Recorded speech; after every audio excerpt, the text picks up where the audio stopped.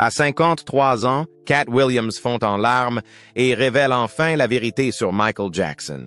À 53 ans, Katt Williams, connu pour son honnêteté et son esprit acéré, a fondu en larmes en faisant une confession choquante. Michael n'était pas censé mourir. Pendant des années, Williams a été l'un des nombreux humoristes à se moquer du roi de la pop. Mais dans un récent moment d'émotion, il a révélé qu'il n'avait jamais vraiment cru à l'histoire officielle entourant la mort de Michael Jackson.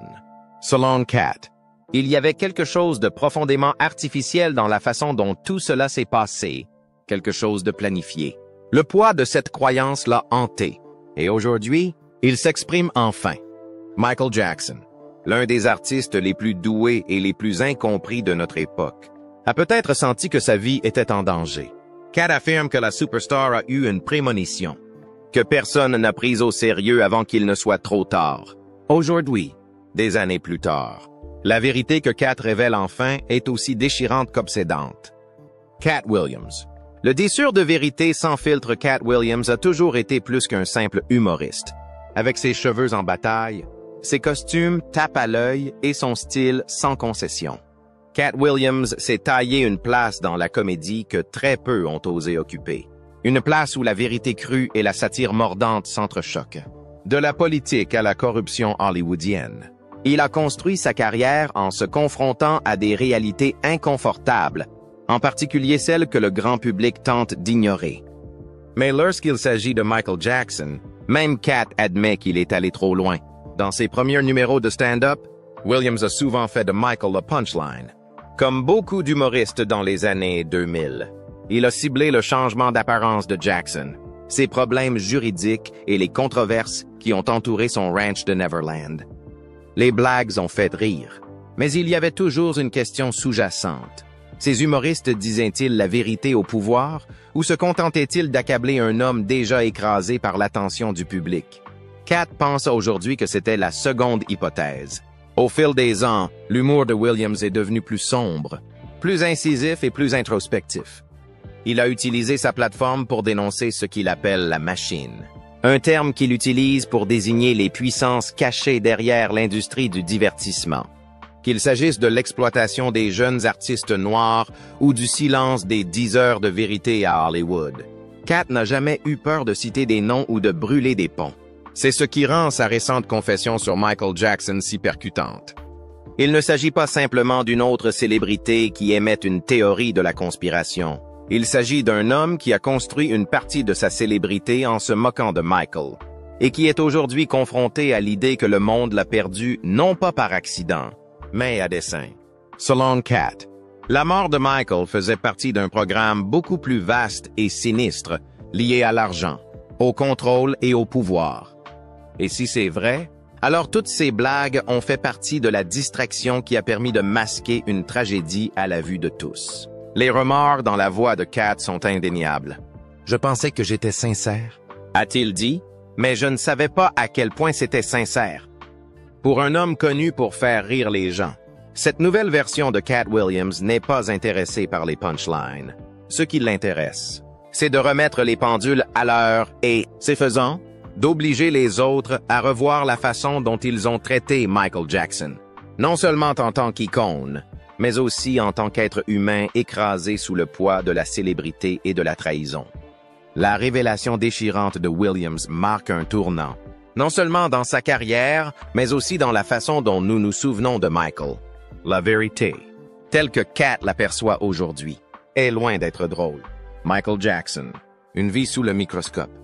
Michael Jackson a vécu une vie que la plupart des gens ne peuvent qu'imaginer, et à laquelle la plupart d'entre eux ne survivraient jamais.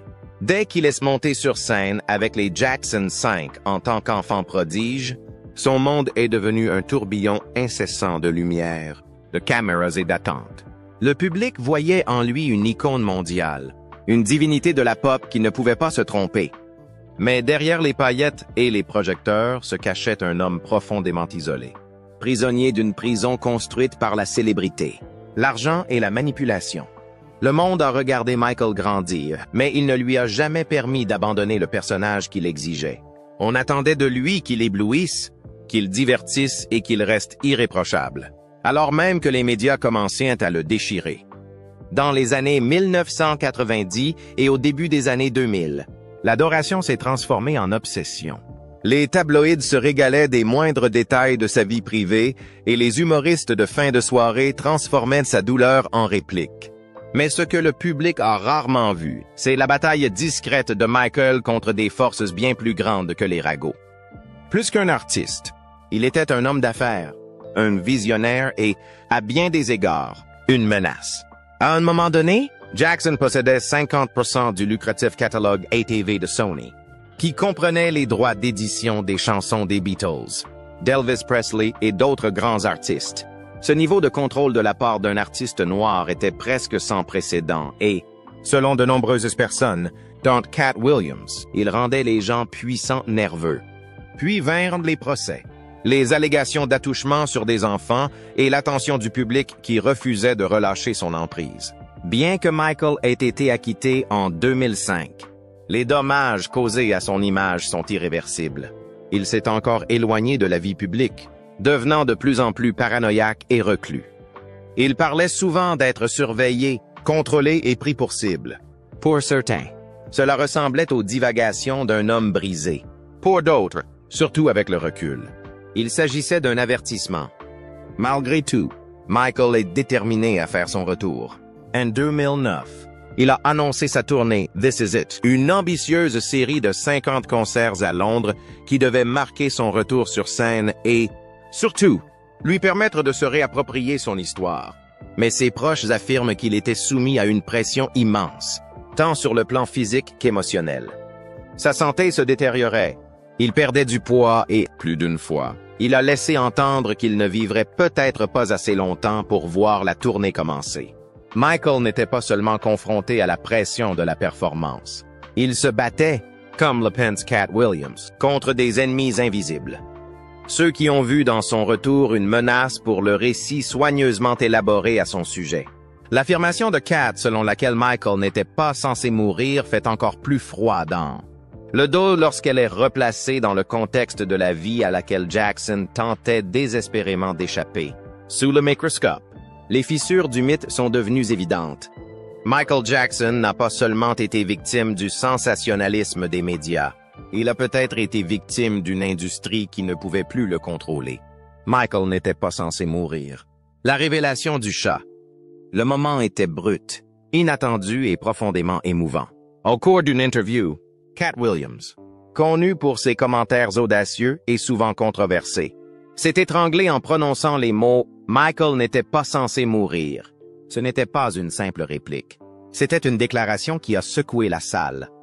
Après des années de satire de Jackson sur scène, Williams affirmait maintenant que la mort du roi de la pop n'était pas un accident tragique, mais quelque chose d'orchestré, de prémédité, ce qui rend cette révélation si convaincante. Ce n'est pas seulement la gravité de l'affirmation, c'est la conviction de Cat. Selon lui, Michael Jackson avait le pressentiment que quelque chose allait lui arriver. Il ne l'a pas dit pour attirer l'attention ou la sympathie.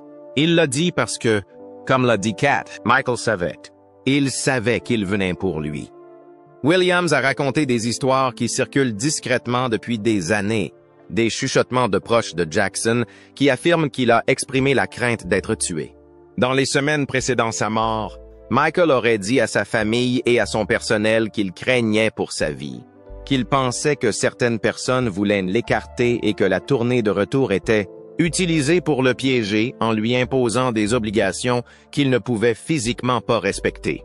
Il a dit aux gens « Ils essayent de me tuer », a déclaré Cat en s'essuyant les yeux. Pas seulement une fois, il l'a dit et redit, et personne ne l'a écouté.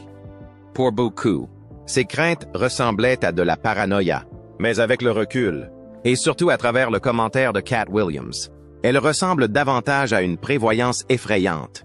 Michael a dû faire face à d'énormes pressions financières, physiques et émotionnelles. Les concerts de This Is It ont été présentés comme le plus grand retour de l'histoire de la musique pop. Mais Jackson aurait voulu faire beaucoup moins de concerts que les 50 pour lesquels il avait été engagé. Il était fatigué, en sous-poids et émotionnellement fragile. Malgré tout, son entourage le pousse à aller de l'avant, motivé par la manne financière que les concerts allaient lui rapporter. Cat Williams ne se contente pas de remettre en question les circonstances de la mort de Michael, il remet en cause le système qui a permis qu'elle se produise. Elle pointe du doigt l'équipe de soigneurs, de médecins et de partenaires commerciaux qui entouraient Michael, et dont beaucoup avaient des intérêts contradictoires. En particulier, le Dr. Conrad Murray, le médecin personnel reconnu coupable d'homicide involontaire pour avoir administré la dose fatale de Propofol, avait été engagé par AEG Live, le promoteur du concert. Cat pense que Murray n'était qu'une pièce d'un puzzle beaucoup plus vaste. Il ne s'agit pas seulement d'un médecin qui donne le mauvais médicament. Dit Cat, il s'agissait de contrôle, d'argent, de pouvoir. Michael avait trop des trois. Cela l'a rendu dangereux. L'un des aspects les plus obsédants de la révélation de Cat est la façon dont elle fait écho aux propres déclarations de Michael. Dans de vieux enregistrements et interviews, on peut entendre Jackson parler du fait qu'il a été pris pour cible. Il a confié à des confidents qu'il se sentait suivi, dans un message audio particulièrement inquiétant. Michael prévient. Ils essayent de se débarrasser de moi. Ils veulent prendre mon catalogue. Ils veulent me faire porter le chapeau pour quelque chose que je n'ai pas fait. Pendant des années, ces commentaires ont été considérés comme des divagations d'un homme qui avait perdu le sens des réalités. Mais Cat les voit différemment aujourd'hui, les larmes aux yeux. Il avoue, nous avons tous ri, j'ai ri. Je me moquais de sa façon de parler, de son apparence, de sa façon de vivre. Mais maintenant, je le vois. Cet homme nous mettait en garde depuis le début. La confession de Cat n'est pas seulement une mise en accusation de l'industrie. C'est un bilan de son propre rôle dans la formation de l'opinion publique. Il ne prétend pas détenir des informations privilégiées ou un document caché. Ce qu'il offre est tout aussi précieux. Perspective. Passer de la moquerie à l'empathie, de la moquerie à la vérité. En disant que Michael n'était pas censé mourir, Cat Williams ne pleure pas seulement l'homme. Il pleure l'incapacité du monde à écouter, à voir au-delà des gros titres, des rumeurs, du spectacle, et à entendre les appels à l'aide. Il pense que Michael a pressenti son propre destin, et que trop d'entre nous ont été trop distraits, ou trop divertis, pour le prendre au sérieux, aux yeux de Cat. La mort de Michael n'était pas seulement évitable, elle était évitable.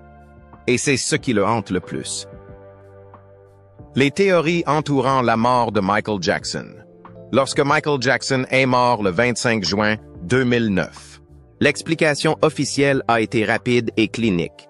Une intoxication aiguë au propofol, administrée par son médecin personnel, le Dr.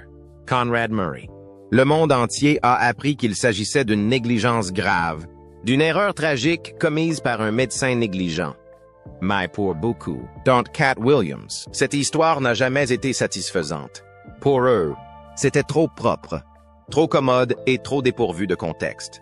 Comme Cat l'a dit sans embâge, Michael n'est pas mort par accident. Il a été enlevé. Pour comprendre cette suspicion, il faut examiner le paysage plus large qui entoure les derniers mois de Michael et les puissants intérêts en jeu.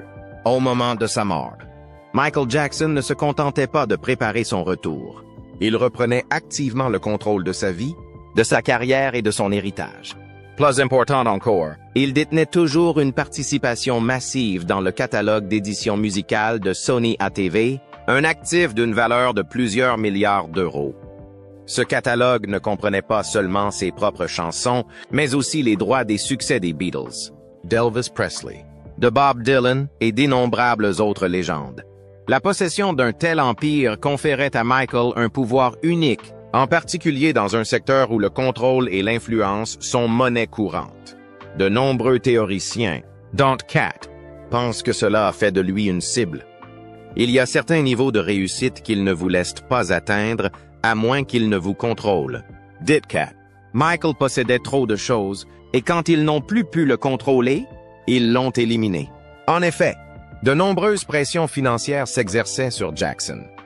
Malgré sa richesse, il aurait été endetté et sa tournée de retour, This Is It, a été conçue comme un moyen de stabiliser ses finances. Cependant, certains affirment que Michael n'a jamais été physiquement ou mentalement prêt à donner 50 concerts. Des amis, des membres de la famille et même d'anciens gardes du corps ont affirmé par la suite qu'il était anxieux. épuisé et profondément méfiant à l'égard de ceux qui s'occupaient de ses affaires. Kat et d'autres soulignent le lien entre IEG Live, l'organisateur de This Is It, et le docteur Conrad Murray. Murray n'était pas le médecin personnel de longue date de Jackson, mais avait été engagé peu avant la tournée.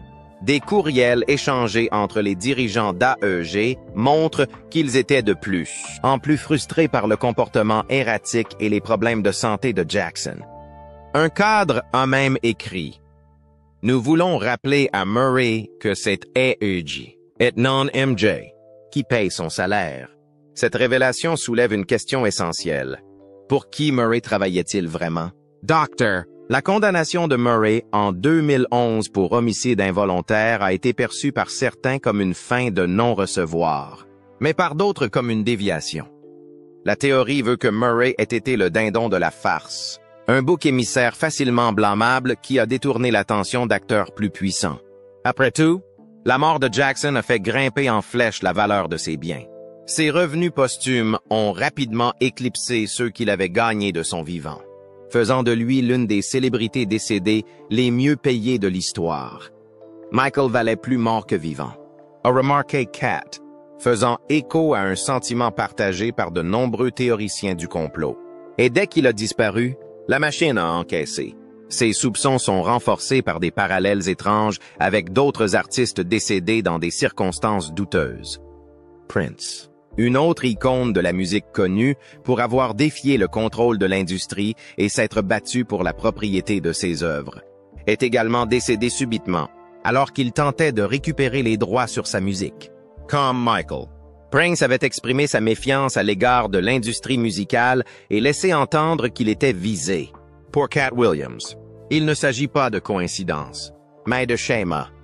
J'ai vu trop d'artistes mourir de la même manière, a-t-il déclaré. Ils essaient de s'approprier leur travail. Ils s'expriment, et soudain ils disparaissent. Ces théories, bien que non prouvées, ont pris racine dans l'imagination du public en raison de leur plausibilité dans une industrie fondée sur le secret, la manipulation et les grands enjeux financiers. Même si tout le monde n'est pas d'accord avec la conclusion de Kat, son témoignage émouvant a ravivé l'intérêt pour les derniers jours de Michael Jackson, obligeant beaucoup de gens à reconsidérer ce qui était initialement considéré comme un fait. En fin de compte, la question que pose Kat est simple mais troublante. La mort de Michael Jackson est-elle vraiment le résultat d'une négligence, ou le dernier chapitre d'une longue campagne visant à le réduire au silence? Pour Cat Williams, la réponse est d'une clarté dévastatrice, et c'est une réponse qu'il ne peut plus garder pour lui. Le regret de Cat Williams, le prix du rire. Pendant des années, Cat Williams a bâti sa réputation sur une comédie intrépide, dénonçant les célébrités, l'hypocrisie et les sujets tabous avec une bravoure inégalée. Mais lorsqu'il s'agit de Michael Jackson, Cat ne rit plus. Sa récente confession émotionnelle a non seulement révélé sa conviction que la mort de Jackson avait été planifiée, mais elle a également révélé quelque chose de plus personnel. Un regret profond et obsédant concernant les blagues qu'il a autrefois racontées aux dépens de Michael. Au plus fort des démêlés judiciaires de Jackson, Cat, comme de nombreux humoristes, a exploité l'obsession culturelle de se moquer de la pop star.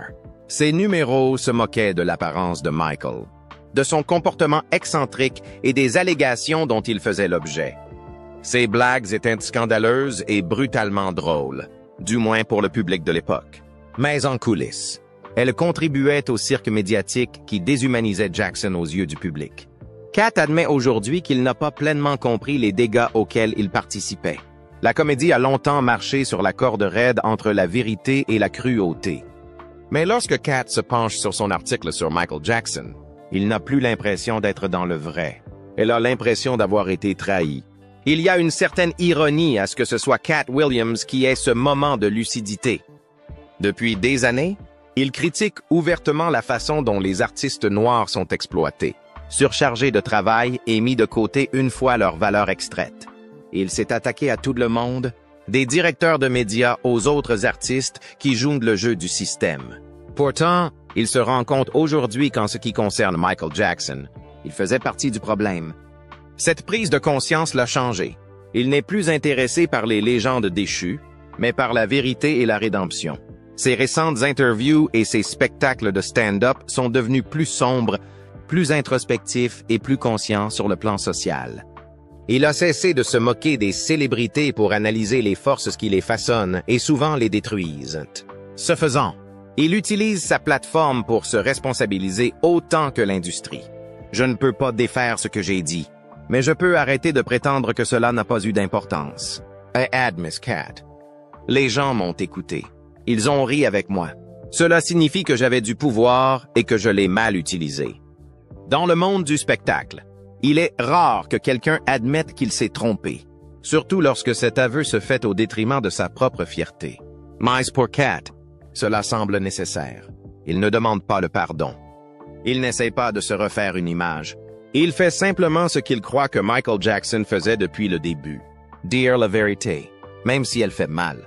Dans un monde où tant de gens continuent de se moquer, de déformer et d'effacer l'héritage de Jackson, le changement de Katt Williams ressemble à un acte de justice qui aurait dû être fait depuis longtemps, même s'il est minime. En assumant son rôle et en exprimant des remords sincères, il contribue à faire tomber les couches de mythologie et de ridicule qui ont entouré Michael pendant si longtemps. Et c'est un prix que Katt Williams ne cessera peut-être jamais de payer. Un changement dans l'héritage. Comment la mort de Michael a changé Katt Williams? La mort de Michael Jackson n'a pas seulement changé la façon dont le monde considérait le roi de la pop. Elle a changé Katt Williams à un niveau fondamental. Pour un homme qui avait bâti sa carrière sur un esprit vif, une intrépidité et une impitoyabilité comique. Le décès de Michael Jackson a marqué un tournant spirituel. Selon les propres termes de Katt, j'ai perdu la capacité de rire de certaines choses après la mort de Michael. J'ai réalisé que le système dont nous plaisantons est plus dangereux que nous ne l'admettons. Ce qui n'était au départ qu'un regret s'est transformé en quelque chose de bien plus profond. Une réévaluation complète de sa place dans l'industrie du divertissement. Après la mort de Michael, la comédie de Katt a pris un virage important. Bien qu'il ait toujours fait preuve d'un humour acéré et de critiques mordantes, il y avait un nouveau courant sous-jacent, un mélange de vulnérabilité, de douleur et une prise de conscience croissante que les forces qui exploitent les artistes sont plus réels et plus sinistres que ce qu'une punchline moyenne peut capturer. La comédie, c'est la vérité avec un sourire, a dit Katt lors d'une interview après un spectacle. Mais certaines vérités ne sont plus drôles.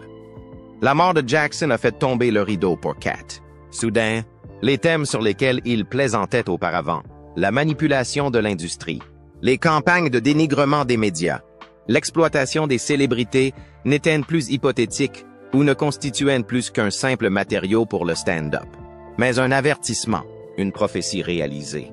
Katt s'est rendu compte qu'il ne se contentait pas d'observer le système de l'extérieur, mais qu'il en faisait partie, qu'il était soumis aux mêmes dangers, aux mêmes attentes et aux mêmes menaces. Dans les années qui ont suivi la mort de Jackson, Katt lui-même a été confronté à des problèmes juridiques répétés, à des controverses publiques et à des titres erratiques. Certains le considéraient comme autodestructeur, d'autres le voyaient s'enfoncer dans la spirale. Mais pour ceux qui y prêtaient attention, y compris Katt lui-même, ces incidents ont commencé à refléter les mêmes tactiques utilisées pour discréditer et contrôler d'autres artistes noirs qui s'expriment ouvertement. Les parallèles ne lui ont pas échappé. Cette prise de conscience a donné naissance à une nouvelle phase de la carrière de Katt. Ne se contentant plus de divertir, il commence à éduquer par le biais de sa comédie. Ces émissions spéciales de stand-up sont devenues des commentaires sociaux truffés de vérités percutantes sur la célébrité, le pouvoir, la race et la survie dans un système conçu pour consommer ses stars. Et tout au long de cette évolution, Michael Jackson est resté un symbole. Une mise en garde contre ce qui arrive lorsqu'un génie devient trop indépendant, trop bruyant, trop incontrôlable. La transformation de Katt est peut-être mieux comprise non seulement à travers ses paroles, mais aussi à travers ses actions. Il est devenu plus protecteur des jeunes talents noirs, les avertissant souvent de lire les contrats, de s'approprier leur travail et de ne jamais se fier au système qui a célébré, puis rejeté. Michael. Le message qu'il adresse aux étoiles montantes est brutal, mais sincère. Ne les laissez pas vous aimer à mort. Alors que de nombreux humoristes vieillissent en perdant toute pertinence, Kat a fait quelque chose de bien plus puissant. Il est devenu conscient. Et la mort de Michael Jackson, aussi tragique soit-elle, lui a servi d'éveil spirituel. Elle lui a rappelé que le rire a des conséquences, que la vérité coûte cher et que le silence face à l'injustice rend complice. Pour Cat Williams, la mort de Michael Jackson n'a pas seulement marqué la fin d'une époque. C'était le début d'une mission. Dire la vérité, quel qu'en soit le prix, et ne jamais laisser le monde oublier que Michael n'était pas censé mourir. La confession émotionnelle de Cat Williams sur Michael Jackson est bien plus qu'un simple moment de vulnérabilité d'une célébrité. C'est un regard rare, qui donne à réfléchir sur la façon dont la célébrité, le pouvoir et le silence s'entremêlent pour détruire même les plus grands d'entre nous. Ces paroles font écho à une réalité douloureuse que tant de gens ont ignorée pendant des années. Michael n'était pas censé mourir. Il essayait de vivre, de reprendre le contrôle, d'avertir le monde. Et au lieu de cela, il a été réduit au silence. En assumant son rôle, Cat a fait ce que peu d'artistes osent faire. Il a fait tomber le masque de la célébrité et nous a montré le coût humain de nos rires, de nos jugements et de notre inaction.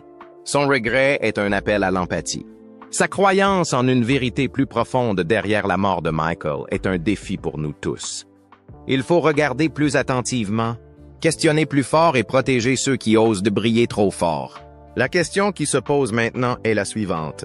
Avons-nous, et en tant que société, laissé tomber Michael Jackson? Et si oui, comment pouvons-nous faire en sorte que cela ne se reproduise plus jamais? Faites-nous part de votre avis dans les commentaires. Merci d'avoir regardé cette vidéo et rendez-vous dans la prochaine.